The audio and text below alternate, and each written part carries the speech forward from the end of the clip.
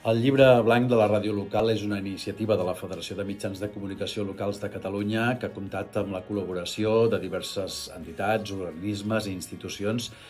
i també col·laboracions clau com, per exemple, la de la xarxa. El llibre blanc de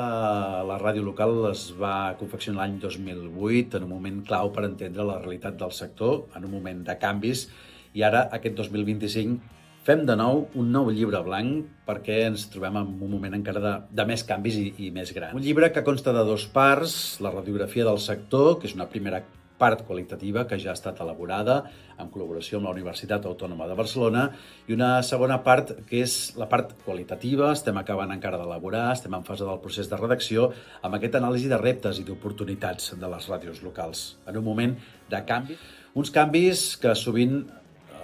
fan que es qüestioni constantment, periòdicament, el futur de les emissores, però hi ha una cosa que està molt clara que no canvia,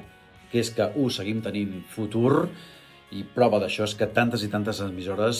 precisament aquest any, estan complint més de 30 i 40 anys i més fins a mantenir el rigor més que mai en temps de desinformació. Convidem a participar i estar amatents a aquest nou llibre blanc de la ràdio local que està a punt de presentar-se aquest 2025.